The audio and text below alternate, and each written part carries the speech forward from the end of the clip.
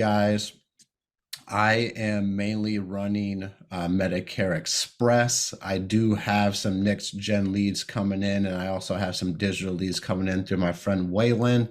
And as far as my appointments go, they've all been Medicare Express or they've been my current life insurance clients. I want to say I got 4 enrollments this past week off of life insurance clients who allowed me to review their situation and then just seeing what was out there in their specific area. And we found something for them and we were able to knock out an enrollment. So that's another avenue that a lot of you guys have, whether it's a couple, whether it's 20, whether it's 100, everyone has a different size book of business here. But if they're born in 1958 or later, they're on Medicare or they're aging into Medicare pretty soon. But I would say something that I learned that was, I guess, pretty important is when you're doing a chronic special needs plan with Humana, you have to do a chronic verification form signed. And that was new for me because last year, all I wrote was United Healthcare and Global Health. And when I was enrolling them into the chronic special needs plans, they took care of that for me. They had me list the doctor's name on the application, and then they went out and reached out to doctor. Very easy, hands off. With Humana, when you're leveraging their chronic special needs plan, the application will not get approved unless that verification form has been signed. So I think I sent out 6 fax forms over the last week to get that ball rolling. So I'm not caught with my fingers in my pockets and wondering why those applications aren't getting approved. So that was something that I think is important to understand. Just knowing, what the carriers require, especially for maybe dual or chronic special needs when it's not your traditional Medicare Advantage prescription drug plan.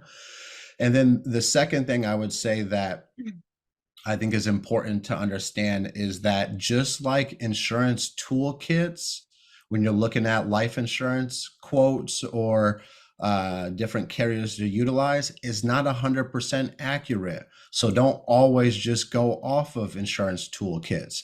And what I mean by that is I use Medicare Center, put in some providers and prescriptions, and then it shows that the provider isn't in network. I go to the specific provider portal, I search for that doctor's name, boom, they're within network.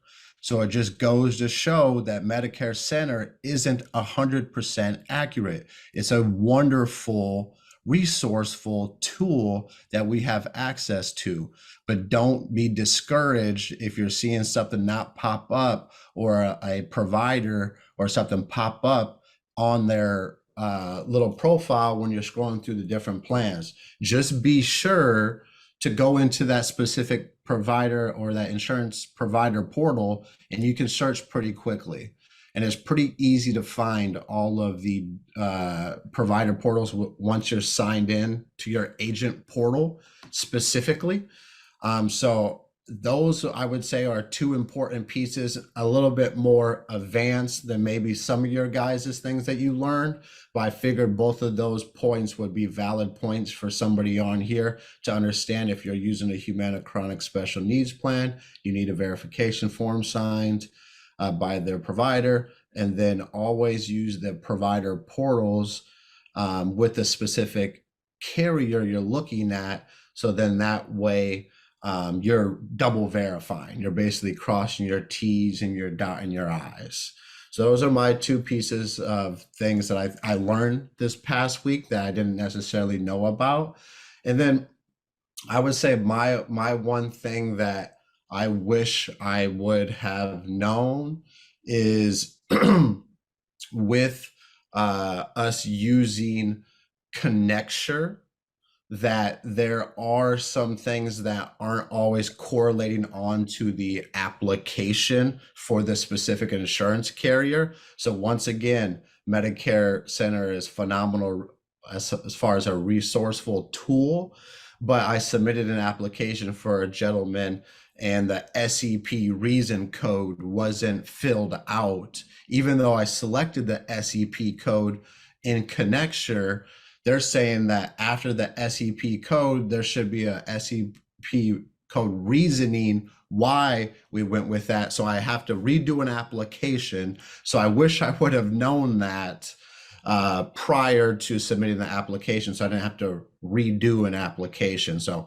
once again, that was because it was initial election period. We weren't using AEP as his enrollment period. We're using his IEP because he just got Part B premium, or the Part B effective date in October. And so I wish I would have just went straight through the United Healthcare portal versus doing Connecture in that instance, just because I missed out on a code that was required. Now we have to redo the application. But I would like for somebody to next just hop on the horn. Either you can speak up and share your experience, or I'll have to just start picking on names.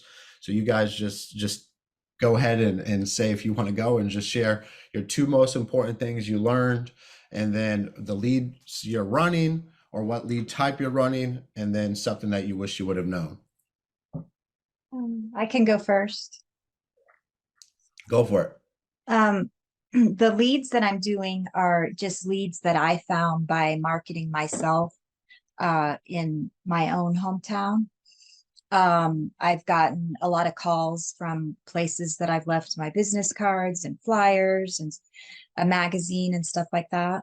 So I've gotten, 12 leads through that.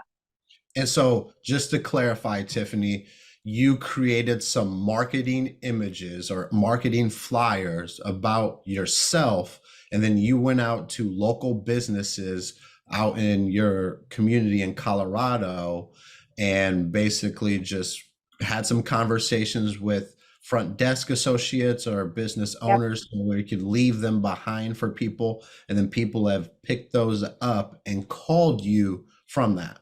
exactly. Awesome. Exactly. Love Yeah. to hear. That's what we call grassroots marketing. I love Yeah. it. And it's fun. Yeah. It's Well, fun. you have quality conversations as well. I mean, the Exactly. thing about it is you're brand new to this. And so your first go around going out to businesses, you were able to generate opportunity. Imagine as you continue to do that in your community, what that can lead you to.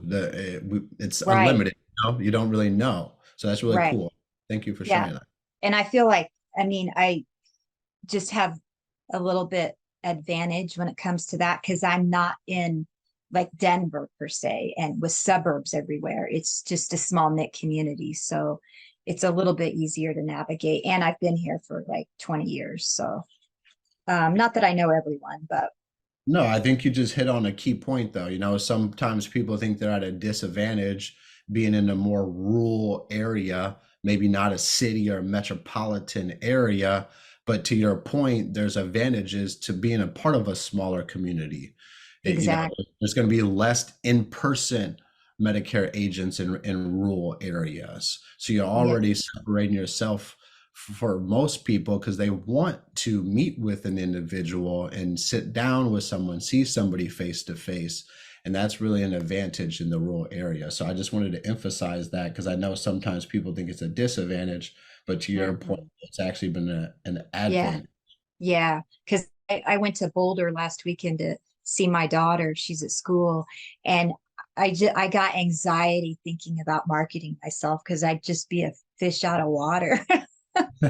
So it's all good. Yep. So, what are two important learning lessons you feel like you had this past week running some appointments? Well, first off, thank you for helping me run that first appointment. Just the time that you spent with me opened up so many things in my eyes, and I was able to do the next one completely self-sufficient. Yeah, you're welcome. That's Yeah, what- I think two things I learned is, and you had said this a few minutes ago, don't trust the Medicare Center. And now I'm to the point where um I only have two options in Steamboat, and one is clearly better than the other. It's United Healthcare. So it's basically my go-to. And I have learned to just totally be familiar with their whole site and all the tools they have. Um, and so I can easily, run an appointment and not be so blind to everything. So that's really helped. Um, and another thing is, I'm not too good with the the scope of appointment and the um, getting the conversation on tape, so to speak. Um, because I had one client and I was at her house, so and she goes, "Here, I'm going to record this. Don't worry, I'm not going to sue you." And I was like, you know, okay. I was like, I can record it if you want. I go, I'm not mandated to, record when I'm in your house. And she goes, it's okay. I'm going to record it. And I was like, okay. So I just need to be, it's like, I'm so nervous of all that stuff. And I know you explained that and I see why it's there. It's there for a reason to protect our elders. Um, and I don't have to worry about anything as long as I'm doing everything ethical, which, it's not going to be a problem on my end, but she just made me super nervous. So I just had to ponder on that after I left and, kind of figure out how to handle that next time, I guess. Yeah, I will say I've run well over 100, maybe 150 appointments by now, and I've never had anyone ask to necessarily record it. But I will say that it's probably an individual who's done some research as Mhm. far as speaking with an agent. Me and Michaela, when we did our Medicare seminar about a month ago here in Pensacola, a gentleman had a sheet printed off of things to watch for when you're talking to someone about Oh, Medicare Advantage, and things that people will say to try to convince you of, like, just trying to swindle somebody or yeah. take advantage of a senior. And, lo and behold, I didn't even know that he had this sheet that he was referencing, but he was like, man, you checked off all the boxes. Like, you didn't use any of this BS verbiage and try to swindle me into anything. And he's like, I still have 8 months before I turn 65, but I want to go with you because you're a real person. You didn't say or do any of these things on this list. So I'm sharing that because there are websites and things trying to protect seniors, especially when it comes to Medicare Advantage, because of all the call centers and different things. So Yeah. please make sure you're never representing Medicare. That was the number one thing on on Okay. his scam list or whatever. Is they'll say that they work with Medicare, or that they're with CMS and all these different things. But to your point, I will say paper scope of appointments is going to be definitely beneficial to have in your bag or whatever you take to run out your appointments with. And with paper scope of appointments, and just transparently speaking to you guys, that's the gray area of scope of appointments. And what I mean by that is, on a piece of paper, it's a piece of paper. It can have whatever date it's listed on there. It can have the different information regarding what's going to be discussed in the plan. So I'm saying that because you just need to get a signature on that paper scope of appointment. Of course, keep it for record. I have a little stack. I've done 3 paper scopes thus far, but you're going to have to hang on to those more or less if there was ever a complaint that were to happen. But to your point, Tiffany, instead of always doing it electronically through the Medicare Center, you can print it out paper scope of appointments. They're going to be in any of the carrier agent portals, where you can print that out and have a stack of those prepared, more or less with all the rest of your stuff that you have in your bag. Okay. And And as then let me ask you this. Can I, like if I chat with them on the phone, because they Mhm. called me and we set up an appointment and talk, and then I don't go to their house till next week, can I date the scope of when we talked on the phone? Because that's what the date that should be on there, correct? That is correct. So technically, you're supposed to send out a text or email, which not many instances seniors are tech savvy to where they can finish a text message or email signature on there. So I would just, when you're having that conversation, I would just let them know that technically by law, we have to complete a scope of appointment before we meet with each other, just going over what we're going to discuss. And then that way you can have that little sheet reference. You know, we're going to talk about Medicare Advantage. Maybe we're going to talk about some ancillary products, have those box checked, have that date on there. And then when you go and meet with them, you get that signature on that paper scope of appointment. Okay, because I have an appointment in a couple hours, so that's how I'm going to handle that. Yeah, that's how I would. And just the second part of your explanation or whatever you want to call it. In-home appointments do not have to be recorded. So don't feel like you need to roll around with a tape recorder or something recording your in-home appointments. That's only going to be if you're doing an enrollment over the phone. And that's where I have an individual call my Medicare Center number. So then it's automatically recorded and stored into the Medicare Center. And a lot of times I'll just tee it up saying, hey, by law, you know, we have to record this enrollment. So I'm going to give you this phone number. Go ahead and give me a call. And then they call me back and then we do the record. Because in Medicare Center, you can do a voice signature rather than doing an email or a text signature. But you just have to be on a recorded line and you have to say the little verbiage that they ultimately want you to say and get them to agree. And you have that on the recorded line. Okay. Okay, perfect. Thank you. Yeah, of course. Good job. Who Yeah. wants I to have a quick question. I have a quick question to that. If they do throw you that curveball, like what happened with Tiffany, and they want you to record in the house, is there anything specific that you would use to record it? I'll just use a voice memo on your phone. Okay. I'm not going to tell you to go out and buy a tape recorder or anything like that, but Okay. you have a voice memo on your phone, so you could do it via your phone. That's what I would Cool. recommend. I'll go next. Like I said, I've run over 150 appointments, probably close to 200, and I've never had anybody. I've never run into that instance, but that was also Tiffany's neighbor who's 82 years old or something. Right. So I get it. I get it. Cool. Who wants to go next? I'll go next. Okay. Hope everyone's having a great morning. I am currently running Medicare Express mainly. I had a couple next gen appointments and but mainly Medicare Express. I have 3 things I learned and then one thing I wish I had known. One of the things I've learned, I actually learned a while ago, but I wanted to bring it up because I don't think a lot of people know this.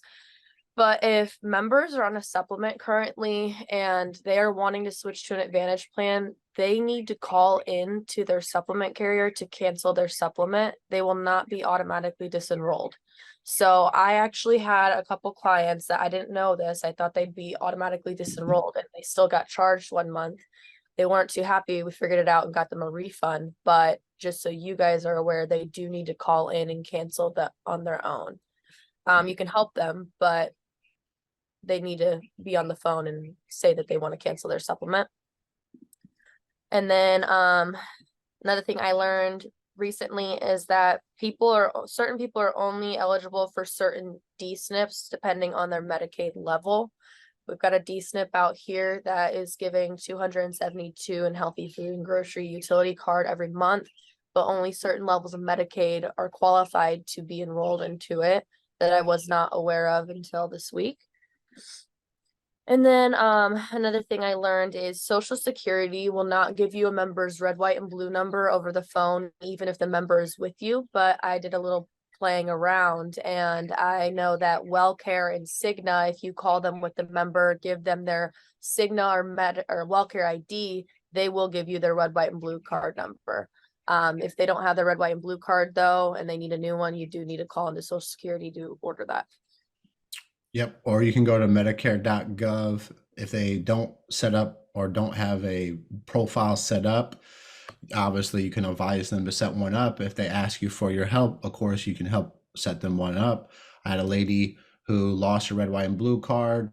Helped her set up a profile on Medicare.gov, got her Medicare number, and was able to request them to mail one out to her. So just to your tidbit, you can help them through Medicare.gov set up a profile.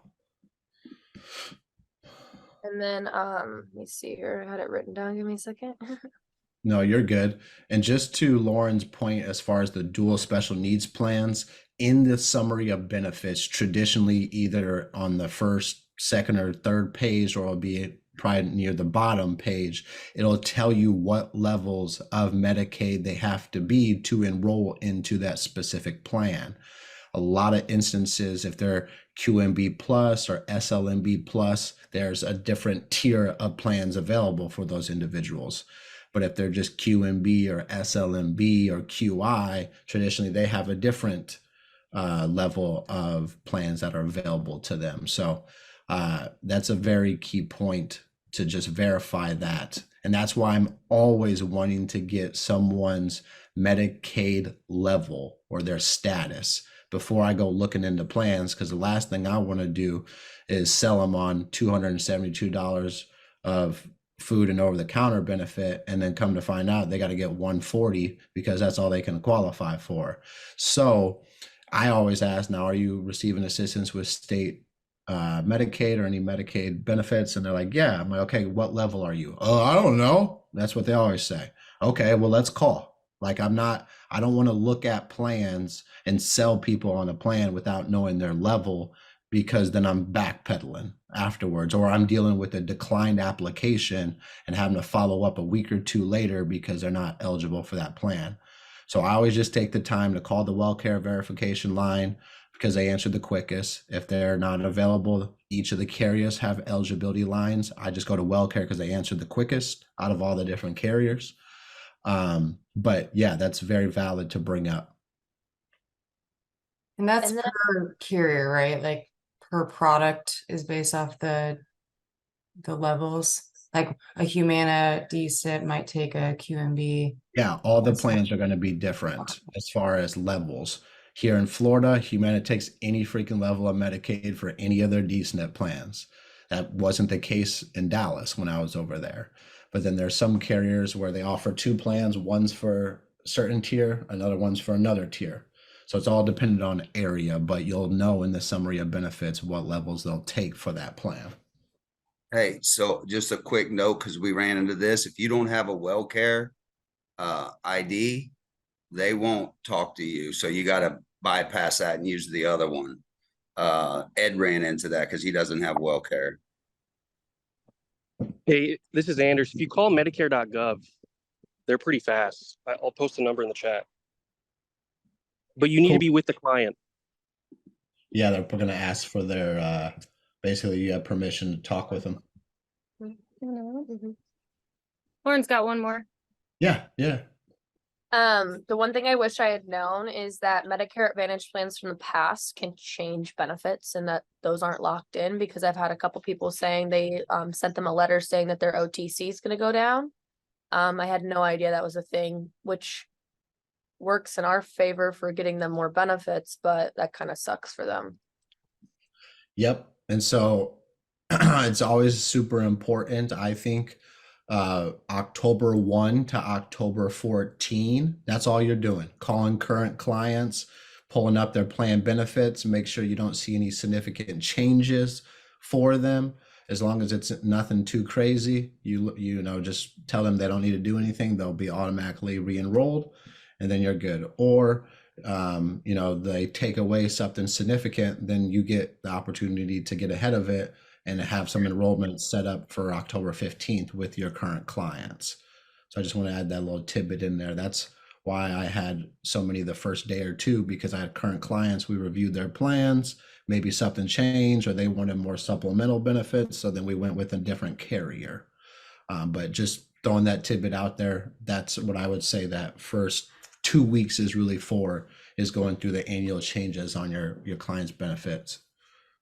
I have one more actually that just Go came to ahead. mind. So I had a client when I first was getting like those Medicare Express appointments back in Tennessee. She was on TennCare, which is Tennessee's Medicare, but they sent her a letter saying that she lost her TennCare, which she shouldn't have lost her TennCare, but I think she just didn't reapply. However, what they didn't tell her is that was going to kick her off of her current D-SNP plan come January 1st.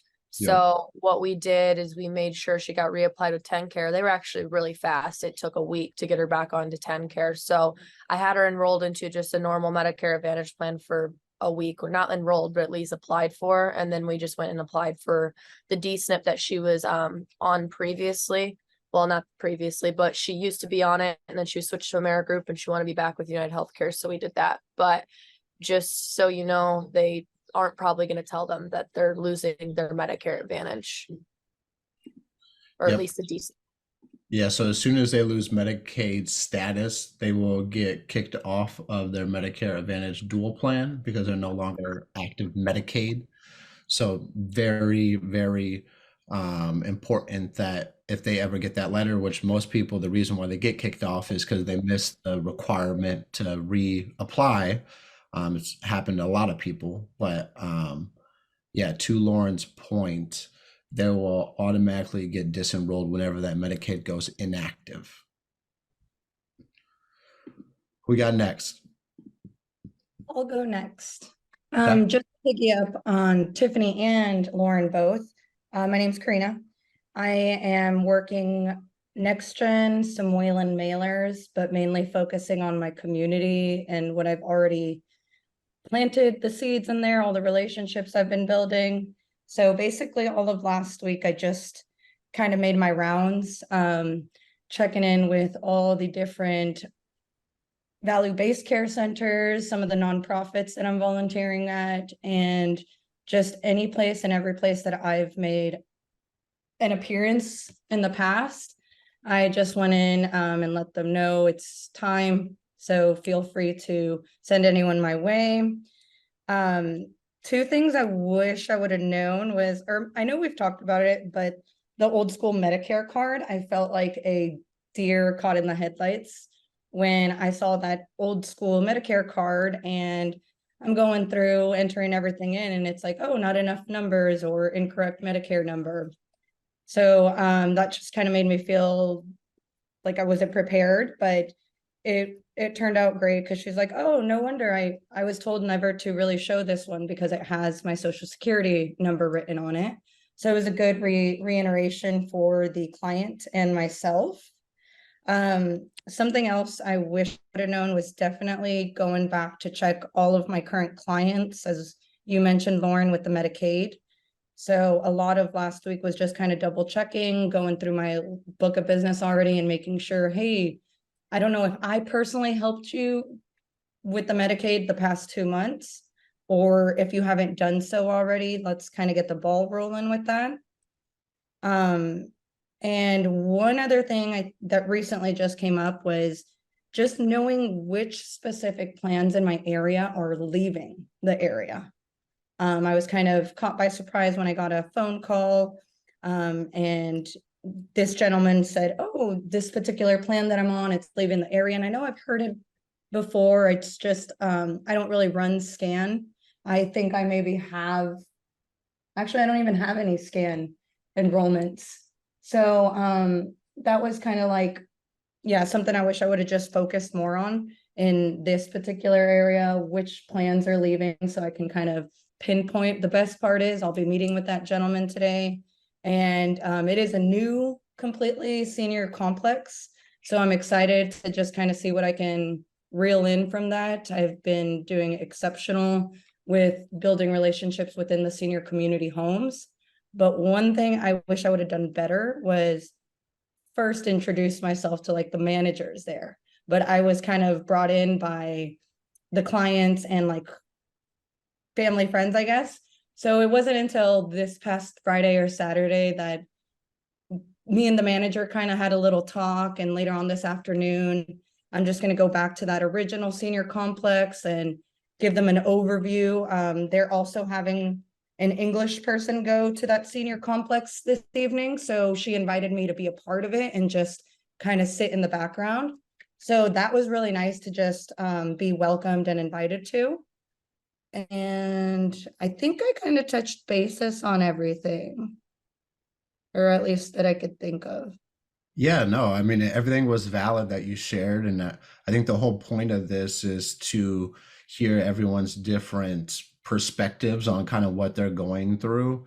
So then, maybe someone could avoid going through something one of us have had to go through, or just be able to navigate the conversation better. So, no, I appreciate you sharing. I think it's all valid. And to your point, that grassroots marketing it's where a lot of agents separate themselves from people who are just sitting back wanting to buy leads and convert leads.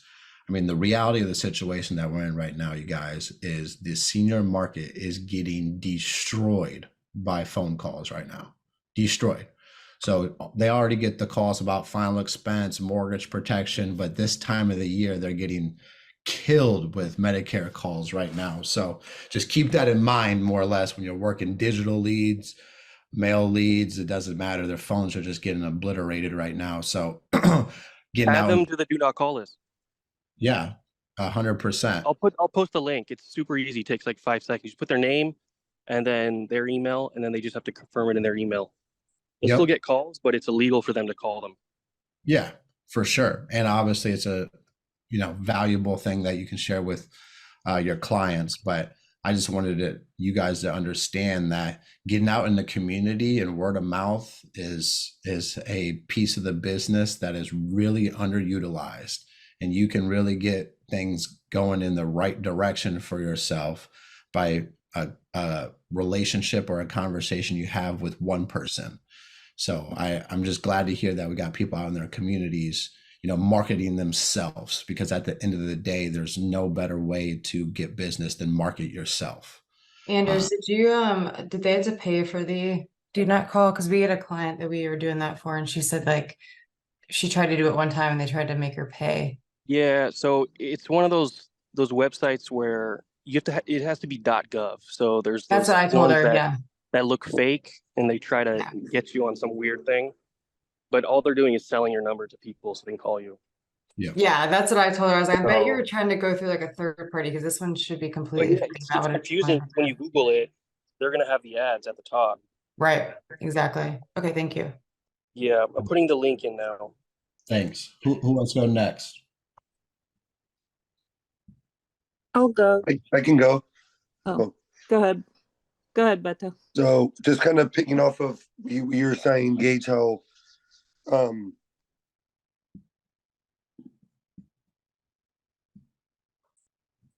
You muted yourself. Bye sorry bye. about that. Just going off kind of what you're saying, that how these seniors are getting blown up from phone calls. Just from the instance of the two people that I helped so far, they got called, they registered with someone they don't know. They put them into plans and their doctors weren't even in network. Yep. So for you going over there in person and showing them and look, hey, you would have came January 1st. If you had any appointments or surgeries, you would have you wouldn't have been able to go see them. So I feel like a lot of seniors are getting called and they're just kind of getting thrown into plans. Yep. So I think us going out is very key. And it just kind of like felt like it helped me get a lifestyle. Like I was straightforward with the guy, told him he was in his best plan, broke down his plan a little bit more, explained to it, and then just tell them what else I do. And he's like, hey man, let's get some life insurance. Bingo. So I just think being a person and like showing that you actually really do care, it's gonna come back for sure. 100%, man.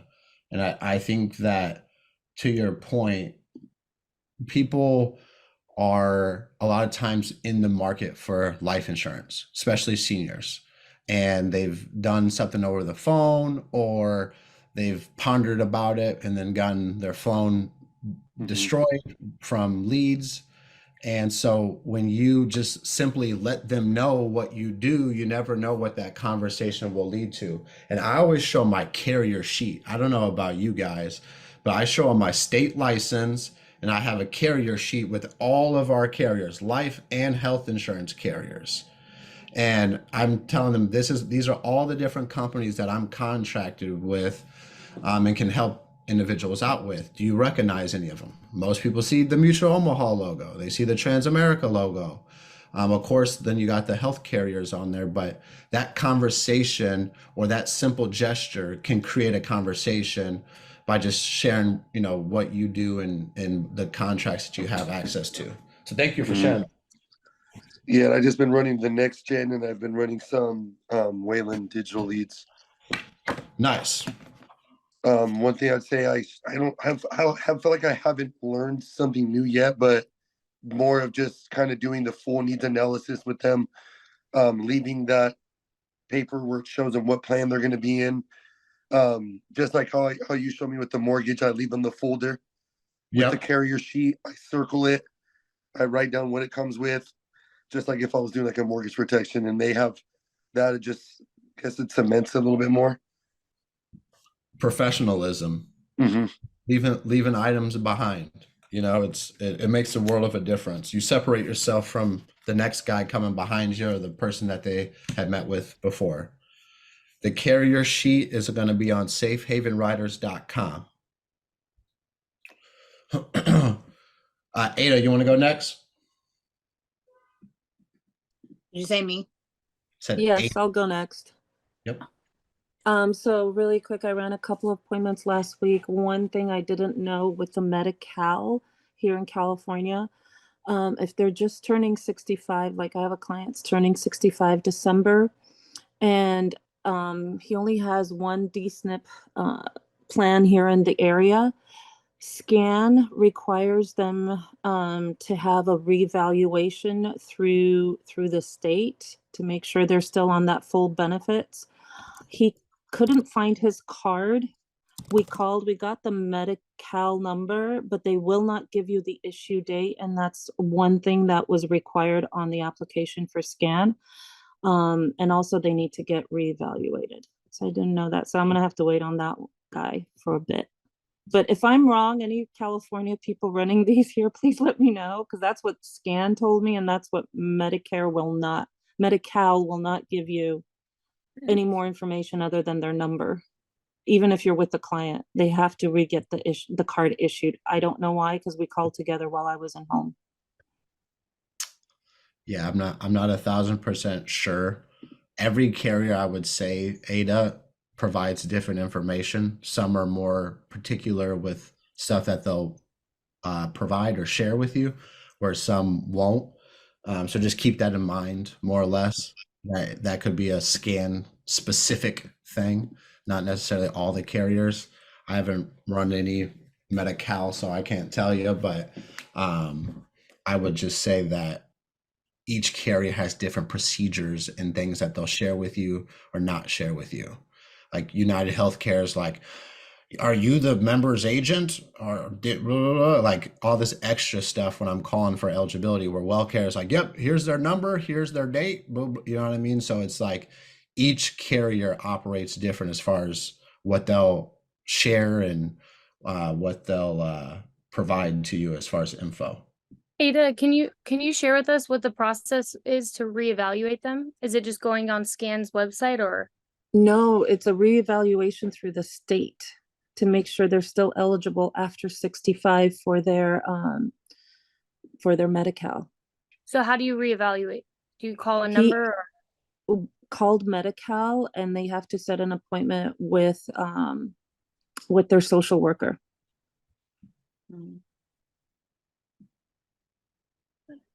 And I guess it's only when you turn 65 they have to reevaluate you if you're going to get a DSNP. Oh, okay. Okay. But it's not, I'm assuming, I don't know, but it's not for everybody over 65. Okay, so turning 65, they call Medi-Cal, set an appointment to get reevaluated to see if they can stay on their Medicaid. Yes. Oh, okay, cool. Thank you.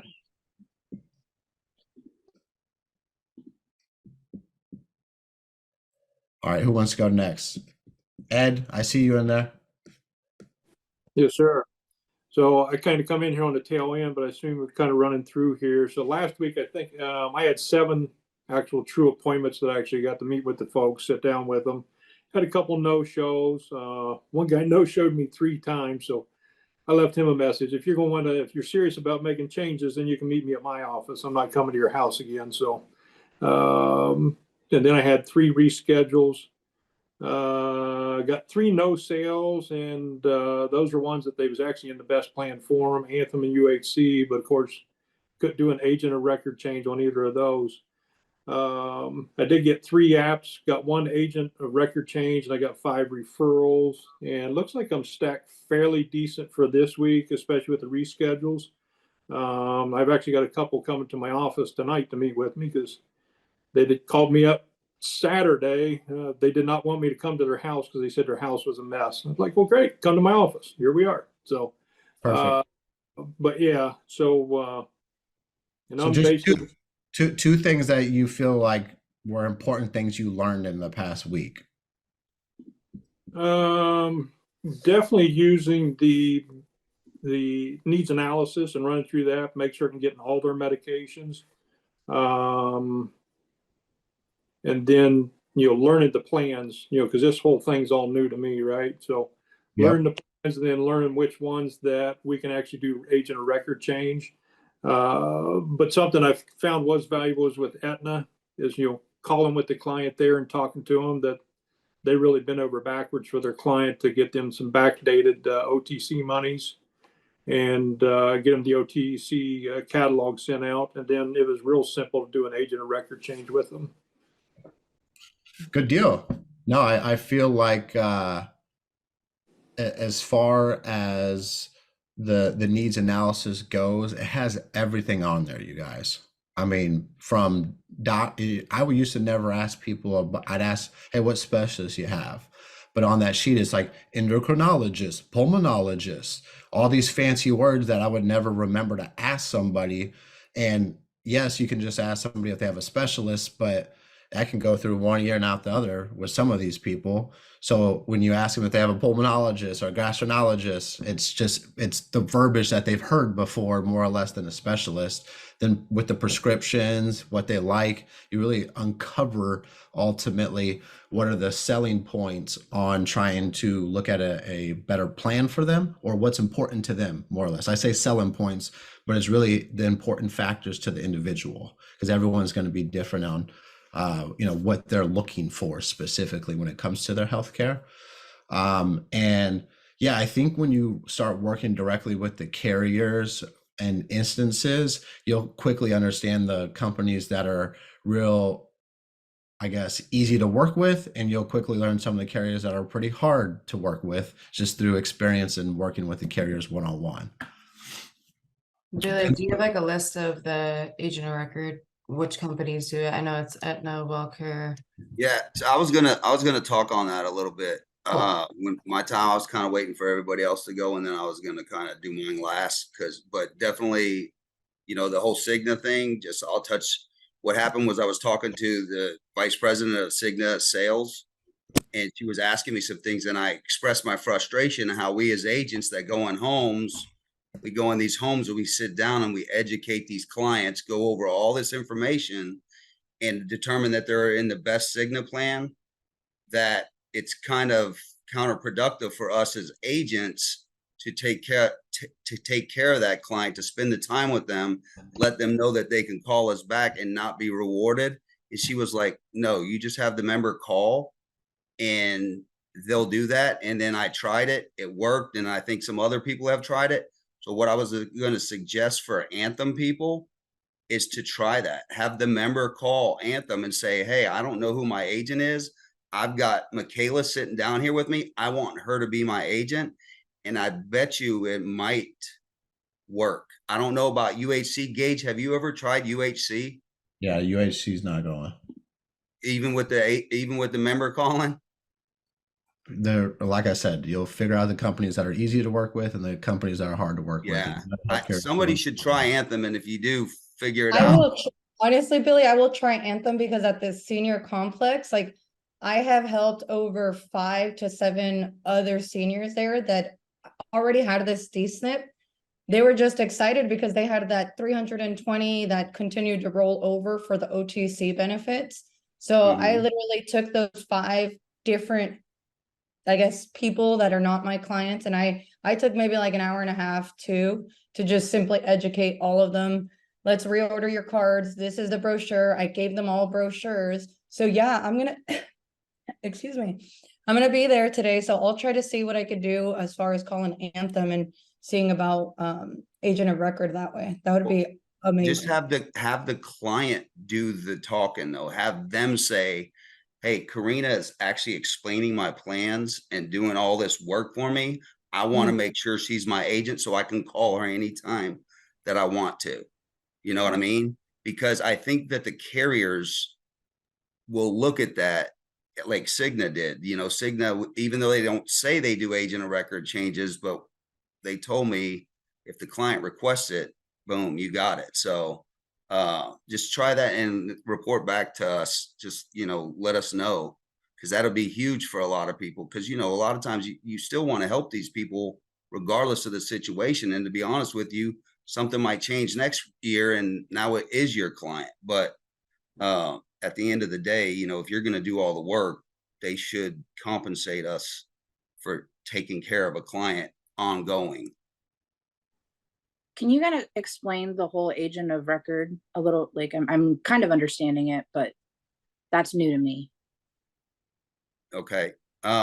So if anybody wants to write these down, WellCare has a process for agent of record.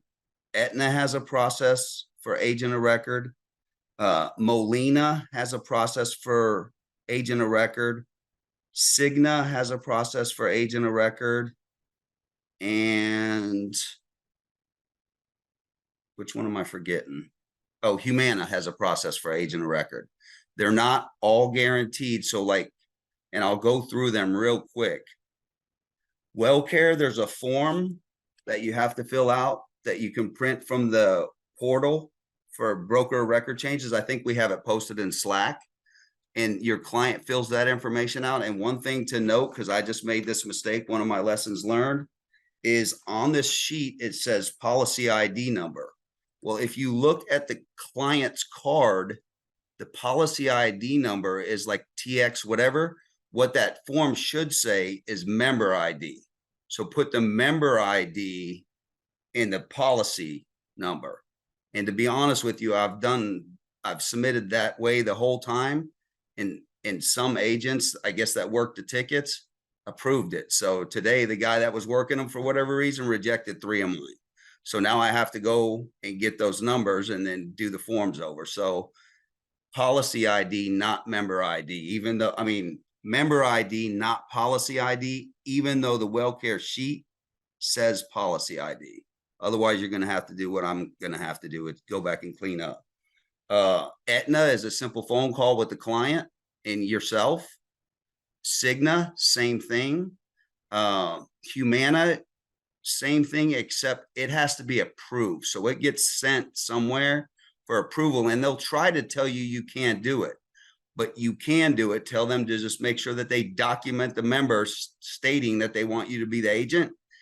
And if they don't approve it, actually the best thing to do once you do a Humana one is reach out to myself or Gage, because we have somebody that can help us push that. And then Molina is a phone call.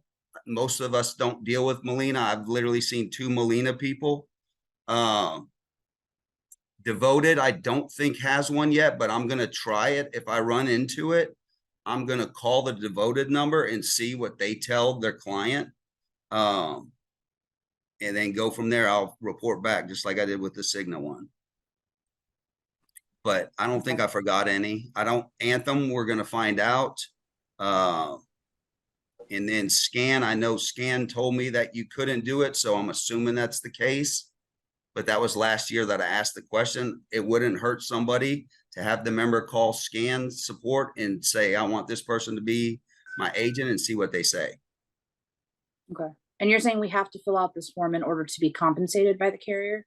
Only with WellCare. Nobody else has a form. Everybody else is the member calling the carrier. Okay. But WellCare has an actual form that needs to be completed, and you can't just have the member call. Okay. if I can add, I don't think it made a difference, but I don't know. But when I did the agent of record change with Aetna, the client did file a grievance so he can get a back order on that quarterly OTC. So I don't know if that helped the cause for the agent of record change as well. Just saying. Oh, can you guys hear me? Yes, sir. Yep. All right, Charles here. So, our lead strategy actually is coming up for that chiropractic convention, so we're super excited about that. And then last week, we ran a first round appointment for an annuity, and on the first of the month, we'll be running our second round appointment with him, and he just turned 65, and that's to protect 550K. Nice. Kind of just making sure, obviously, we close those deals first and kind of work through the process of everything. Yep. So just make sure that he has his red, white, and blue card, because a lot of times some of them, they don't automatically get it. So then that can be a bit of a process to get that back through the mail. Okay. So just that's something to right. advise, gentlemen. Have you received your red, white, and blue card? What is that? You can show him an example if he doesn't know what it is. And then if he hasn't, then you'll just direct him to ssa.gov to apply for Part A and B of Medicare. Understood. Thank you. No problem. Who else we got out on here that's run some appointments last week? I see Natalie, Ashley, I see Ruby.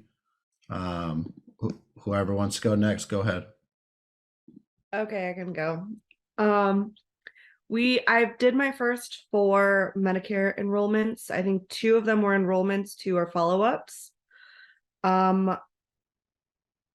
What I've learned, I think making sure that I have the prescriptions written down correctly, how to enter them into the system. I didn't know how to do that before, or like how to find their physician in the area.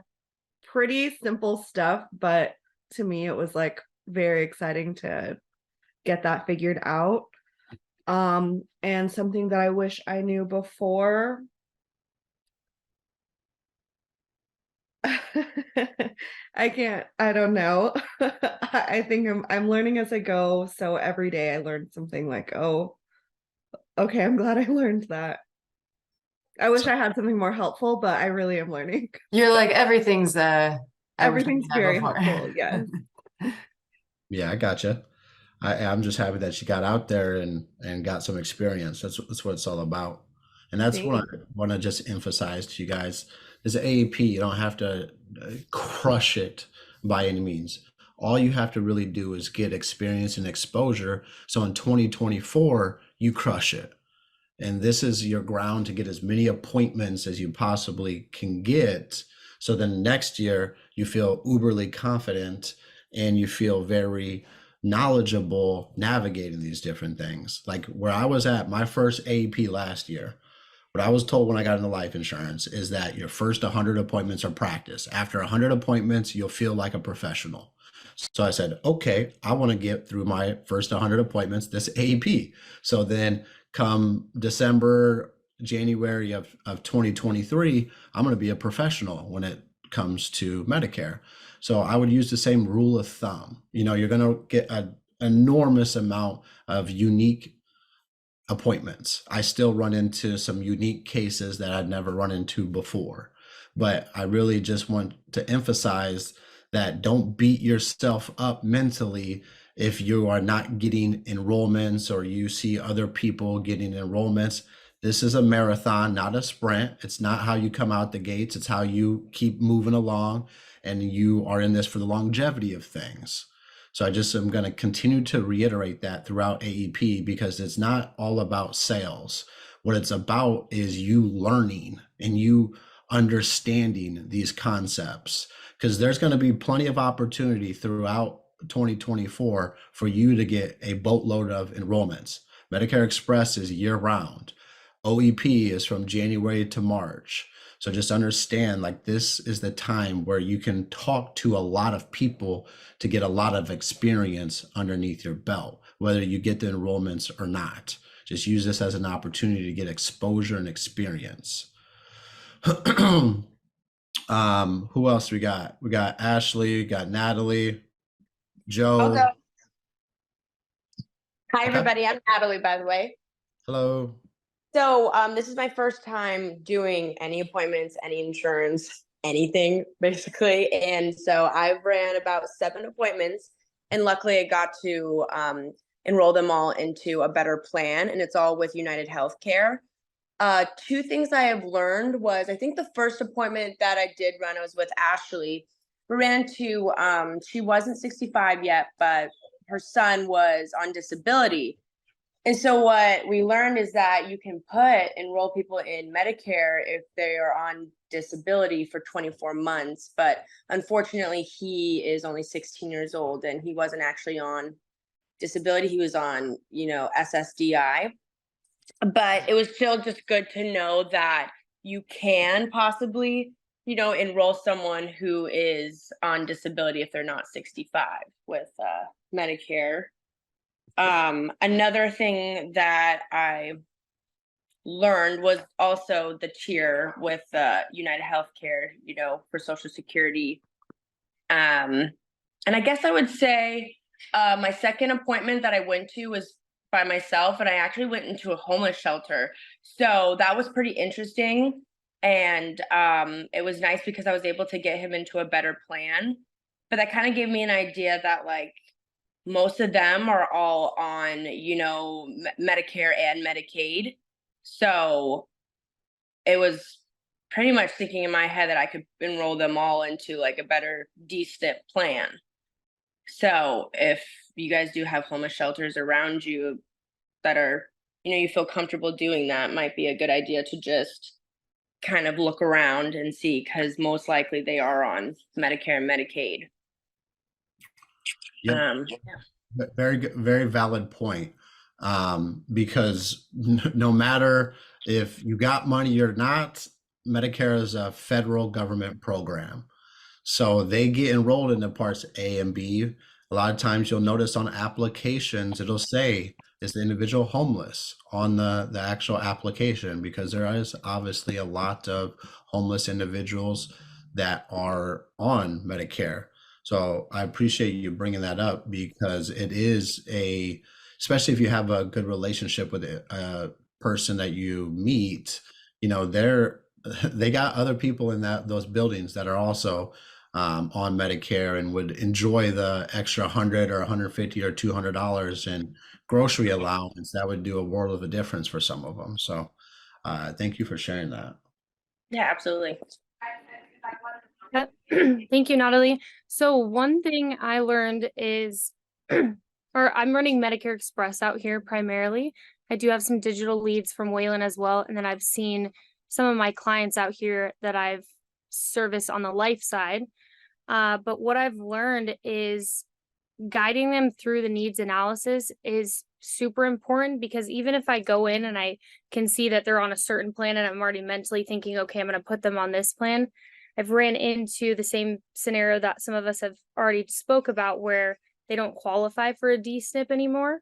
So really guiding them through the needs analysis and listening is something that I've learned is super important, because then you're going to find a new need and a different problem or pain point that you can solve for them. So I've realized that you're right, Gage, the needs analysis has everything on it. And a lot of times people don't understand, or I guess they won't talk about needing dentures or wanting to get hearing aids unless you ask them. So it's important to go through that. I found that with one of my clients out here, which is another thing I learned. I guess the second thing would be that a lot of these folks don't understand what their plan, what's covered in their current plan. So I've really tried to take an educational standpoint with them and inform them about things they didn't know about their current plan. And then from there, see if I can enhance it and get them into a different plan. But a lot of folks, if they have hearing aids or they need dentures, I've ran into people who don't know that they could have just paid a $100.99 copay per hearing aid versus the $4,000 they paid to get them out of pocket. So that was helpful to just educate them on their current plan, congratulate them on being in a good plan. And I think that helps build a lot of trust between the client. I'm not trying to, you know, I don't like to take the approach of getting them to not have trust in the agent they had before or whatever they did before. I just try to let them know, you know, you're in a great plan, but let's see what we can find here that might be able to elevate your plan and get you some more money in your pocket. So I think that one thing I wish I would have known, or I think what would be good to know before, if any of you haven't ran appointments yet, is find out what your state Medicaid levels are, because they can be different by state. So figuring out, you know, from the top down, the most amount of benefit that someone can receive from their their Medicaid plan, and just having that listed out so that you're familiar with the levels, what the top level is with the most amount of benefit. So that way, when you are running into these Medicare and Medicaid clients, you know, and you call into the WellCare verification line, the moment they tell you what level of Medicaid they are, you know whether or not you can put them in that DSNP or not. So knowing your state Medicaid levels, I think is really important. And then another thing I've learned is, or I wish I would have known, is it's really not like life at all. It's not like selling. There's people who are opening up their door, texting you on the way, are you coming? You know, it's I showed up at a guy's house yesterday and he had called and texted to cancel a couple of times that day. And I showed up and he had like no clothes on. He's like, 1 second, and went and put his clothes on, came back out. I'm talking like no clothes on, you guys. Came back out and he was not feeling well. His wife wasn't feeling well, but he was like, I know you drove all the way out here. I'm really glad that you came out. Like, go ahead and come on in. So they know that the meeting is valuable. It's just getting in the door and showing up. So it's not like selling at all, you know, and every one of us out here in Arizona have learned that and have said it multiple times. Took Andrew out in the field yesterday and he's like, it's literally an enrollment. He's like, Gage has been saying that from the start, from the jump. It's not a sale. And it's really not. You're out there as an advocate for them. And taking an educational standpoint is really, really what's going to get you referrals. So, but yeah, I've learned a lot. I appreciate you sharing, because it's a perspective of somebody who has been obviously very successful at life insurance. And this is a new arena. You know, it's not the same ball game by any means. It's the same clientele to a standpoint, but the approach, the conversation, the appointment is vastly different. And if you just take the educator approach and put on your educational hat, you're going to separate yourself from majority of these people that they've spoken with, because you're definitely not the first person that they spoke to, and you're definitely not going to be the last person that they speak to regarding this stuff. So it's like, how are you going to separate yourself from a pack of individuals? You know, what are you going to do differently? And us just showing up to their house is already a huge step in that direction. But then just knowing your stuff, you know, and I think that, you know, some individuals can say that, you know, it's a lot to learn and there's a whole lot behind it, but it just takes time. You know, you got to put some time into this stuff. If you want to get good at something, you know, you're not going to be an all-star volleyball player by showing up to the court on game day. Like, you're going to be having to put in work when the lights are off. You're going to be hitting the ball in the backyard. It's the same thing with this. Like, you're not going to just be able to BS your way through appointments and fake it till you make it per se, but you can definitely just get and have the conversation and rely on other individuals. I'm the first person to admit, you know, that's a really good question, Ashley. Let me take down that question. I'll get you the clear answer. I don't want to say yes or no without knowing indefinite. And there's no shame in that. That's called humility, and that's called being resourceful. And people appreciate that because they understand most people would say yes or no to their question. Maybe just say yes to get the sale or say no to get the sale rather than saying, that's a really good question. I want to tell you the wrong answer. Let me call my home office. Let me take down that question and get back to you. And I'm telling you guys, people will respect the hell out of that rather than you just bullshitting your way to an enrollment. They'll appreciate you taking time to go above and beyond. A lot of times I've had someone call someone on their behalf to get a question verified or clarified. So just doing that, showing humility. I'm not a person who's like, yeah, I've been doing Medicare for 4 years, man. I know my ins and outs like the back of my hand. No, I've been doing this for a little over a year. I'll tell you, it is extremely tough to get licensed and certified for this. So I have a plethora of knowledge, but obviously every situation is unique. So let me get you that answer. And there's nothing wrong with saying that at all. Yeah. Yeah. That was like an example yesterday too. The woman Andrew and I were sitting with, she's like, how long have you two been doing this? And I was like, well, this is actually my first week in Medicare. I said, I've had some life insurance background, and Andrew was like, this is my first appointment ever. So honesty is definitely the best way to go, because I think in the past, you've kind of, I've definitely been presented with the opportunity, or I guess not presented with the opportunity, but had the feeling that I needed to tell someone I've been doing it for a long time. And there's nothing that feels good about, just bullshitting your way through. But I wanted to show you guys too, this is something I wish I would have known on the life side, which, any sort of client business, I like to save their information. There was a lot of times on the life side I wouldn't. So I have this this health guide that I created to where every single time I'm in the home, I have a system of doing things. And so when I grab their card and send them down, almost every person's been like, oh, wow, like they can see the organization behind it and the process of the appointment. And it makes me feel a lot better knowing I have an album of all of my clients' cards and information, ID. So just staying organized too, that's helped me a lot. Cause I plan on obviously cross-selling and meeting these clients every year. So, but yeah, it's been a learning experience. Do you want to go? Sure. Okay. Got Angelica here too. I don't have much, obviously, but me and Ruby have been running together. We literally came in on Tuesday, 20 minutes out to meet Ashley. I'm like 20 minutes out. She's like, great, here's an address. Get to this appointment. You're going to kill it. She gave me like a 15-minute rundown on what to do. So me and Ruby pulled over. We changed in the backseat of her car and got to our appointment. But I guess I would say, I'm learning how to ask for help. I like to figure out things on my own before I reach out to anybody. So that's like a big thing. Ruby's great at asking for help. And I'm like, no, I'll just figure it out. But asking for help is obviously the way to go. And then I'm learning that, getting out there and just doing it as well is going to be the best way. Obviously, there's so much information. I don't have much to like share with you guys because I'm still learning the whole thing. But yeah, that's probably one of the biggest things is just getting out there and doing it. And then each appointment, obviously there's something different that you're going to learn and it's going to click every single time.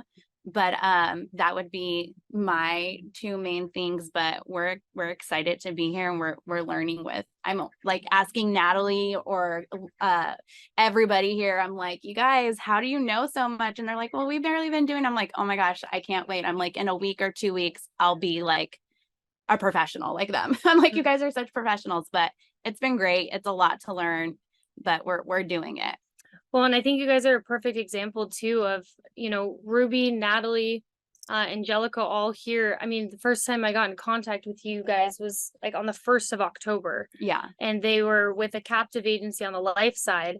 And Angelica has said multiple times, she's like, I know how to sell life insurance. Yeah. She's like, she sees the value in the Medicare side. And so, when you can see the opportunity and understand it, and get out there, I think that shows a lot about who you guys are.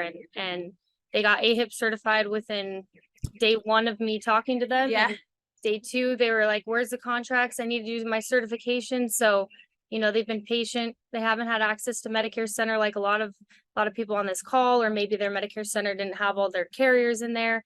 And they still are out there getting after it, gathering all the clients' information. So you guys are definitely a testament to being able to get out there and not know everything and, Yeah. and still having success. So that first appointment they went to, they enrolled the woman. So Yeah, killed it. sweet lady. And it's true, like most of the clients don't even know what they're in or what they have. So when you go down the list just to tell them like, hey, you have this, this, and this, they're so grateful. So it is a lot different from the life side. Yeah, I feel like it's super rewarding as well. Very. Definitely. Thank you so much. Yeah, absolutely. I think the token saying success loves speed. I mean, you guys are a testament to it. So kudos to you guys for going out there and taking action and just getting your hands dirty. And the thing I would say is that you have an abundance of individuals behind you, willing to help and to share. And I think that, if it can't get answered with us, we move it up the chain. And knowing that you have that, and to be honest with you guys, broker relation managers are key. I'll text one of my BRMs, hey, is this guy in network? I'm not seeing it in Medicare Center. I'm not seeing it in theirs. And then I got the BRM going to work because they work for me. You guys got to understand that. We don't work for them. They work for us. They don't have a job if we don't provide enrollments. So they're more than willing to bend their back to get you enrollment. So then their job is secure.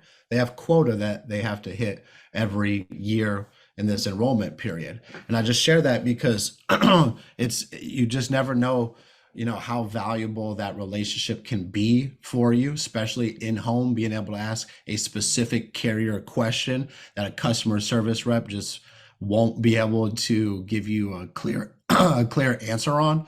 So don't sleep on those relationships. You can call those people right in home. You can text them while you're running an appointment to get clarity around a specific scenario or doctor or provider or prescription or benefit or whatever that specific plan entails. They are a plethora of information that you can call directly, once you establish that relationship with them. But I think Joe, I think you're about the only other person on here that I got some take homes. Okay, go ahead.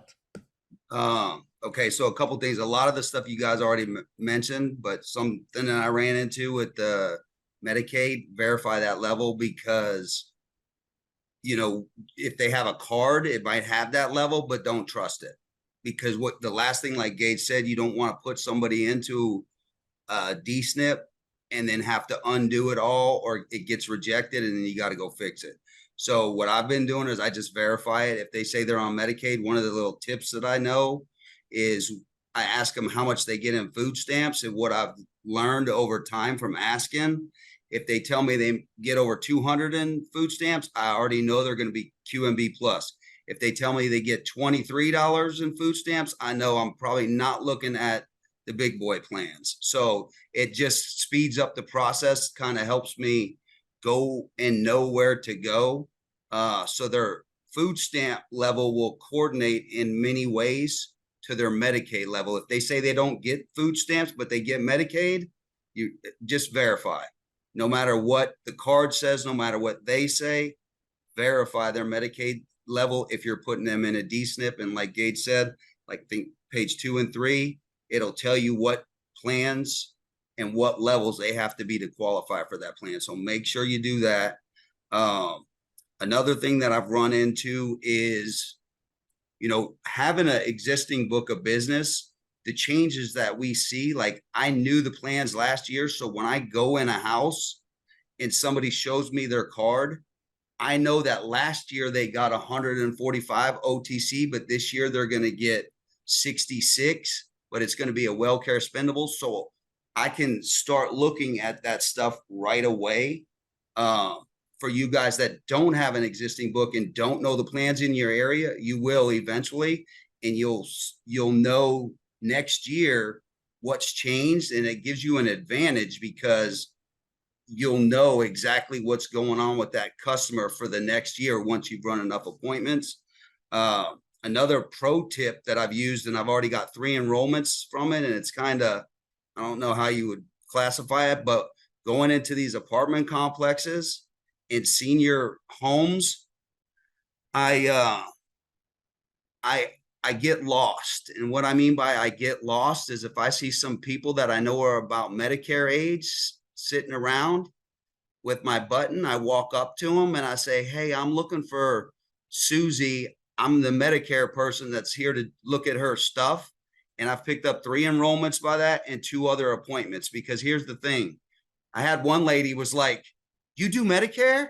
I'm like, yes. She goes, I turned 65 January 4th. Boom, I booked an appointment. As soon as she gets her car, I'm going to follow up with her. But so just sometimes putting yourself out there around people that you know without approaching them for Medicare, approach them for directions or clarification, like I'm looking for this building or whatever. And like I said, so far I've picked up 3 enrollments and have 2 future appointments. So that's worked pretty well. And another thing is, you know, like Ashley said, a lot of people are losing their Medicaid benefit because they didn't do the paperwork. You know, have them reapply 100%, but also put them in something that's going to cover them. You know, don't just walk out of there like you can't do anything. Make sure that you put them in something so they at least have something, but explain to them as soon as they get their Medicaid level approved to call you back so you can get them back into a plan that's going to have the benefits that it had before. Other than that, you know, just from the phone calls for help, one thing I'll tell you is I know that it's overwhelming, but as soon as you, like in this area, there's 77 plans, but as soon as you put the doctors in, you're dealing with 13 plans. So the more information that you get from the client will narrow down the field of what you have to look at. And what you'll learn is of those 77 plans, probably 40 of them would be a one-off for me to have to go dig into it. Also, when reviewing with clients, don't rely on Medicare Center's summary. Always go into the summary of benefits and scan through that. And this is why. Over time, you're going to know that thing inside and out. And what's important to one person isn't always important to another. So I actually like to turn my screen around and let them look at the summary of benefits as I talk about it. So if something catches their eye, they're like, oh, I get psychiatric help. You know what I mean? Like let them, the other thing that does is it builds a lot of trust because you're not hiding behind your computer. They see what you're looking at. And the other thing is a lot of times if I'm talking about something, I'll read it word for word from the summary of benefits and I'll make sure that the client understands it. But definitely use the summary of benefits to go over the plan. Don't just rely on the little summary that Medicare Express gives you, because it doesn't give you details of really much of anything. So yeah, and that's a good point, Billy, because people are like visual learners. Like I've heard Gage like explain to a client 10 times, like this is a $0 premium, $0 premium, but they just can't comprehend. If you show them like on the screen, it does build trust and then they see it. So I think that was a really good point, Billy. Thank you. Also with your clients, again, I know most of y'all know this. One of the things that I tell them, because I've learned this with all the calls that I get, the spam calls, if you tell your clients, all you have to do when the next time they call, just ask them if it's Texas. I say Texas because I'm in Texas right now. All you have to do to get them off the phone is ask them what their Texas license is. Because as soon as you ask them what their license is to do business in that state, they hang up. And what that does when you tell them that there's a lot of scams out there, what that does is that reiterates that those people are bad because they will hang up. So that's one of the things that I tell them. And it just goes back to, I don't want them talking to anybody. You know what I mean? Once I'm their agent, I want to be their agent. Outside of that, just like I said, you can't mess up if you use your lifelines. And myself, Gage, there's a bunch of us that will help you. Don't feel like you're out there on your own. I mean, I've literally been in a parking lot with my computer pulled up, looking at what somebody's looking at to make sure that we do the right thing. So don't be afraid to get in a house. And I love what the ladies did in Arizona. They just went to houses, and Ashley's like, they're just going. And I was like, that's how you learn. And that's exactly how Gage and I learned. I've talked to a couple people that felt like they didn't have enough leads, and you know, I don't think Gage had to do it, but I had to do it last year. I didn't have enough leads in my first year. So what I did was I bought a bunch of old final expense mailers and sent them to the dialers. So they booked appointments. So I was running last year, and I might be going to a 10 o'clock that's a Medicare appointment, and then my 2 o'clock might be a final expense. But what I found by wearing that button was I had more enrollments than I would have if I would have just been relying on Medicare leads. Let's put it that way. And I accidentally sold some life insurance, so it wasn't a bad deal at all. So if you find yourself with not enough houses to get into, and you know how to sell life insurance, that's another approach to increase your activity. And here's the other thing: a life insurance lead, you can door knock. So you know, that's not against the law like it is to door knock a Medicare lead. So, you know, and if you don't have buttons, find one. But that's pretty much all I have. I just want to say that you guys are killing it. As an agency, we're killing it. It's super exciting to see you guys where we were last year, going through the same thing that we were going through last year. And I'll tell you, and Gage will attest to this, it gets easier because not only do you know more, you now have clients that are reaching out to you, or their friends are reaching out to you because you took care of them people last year, and it compounds.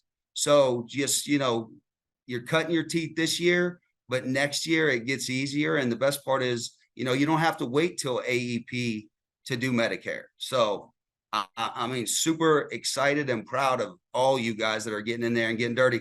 And a lot of people are on the phones, I mean, on this call, because they're in houses right now. And I know that because I've gotten 2 calls from agents live in appointments. So it's freaking awesome. Love you guys. Love you. Appreciate you. Appreciate both you and Gage. Michaela have answered all of our calls. So thank you so much. It's been extremely helpful. Yeah, no problem. Like I said, this is a time to just get as much experience and exposure. So next year you feel like you're rocking and rolling. But I'll check you guys later. Reach out if you have anything. I appreciate you guys hopping on, and we'll do this again next week, same time. Appreciate you guys.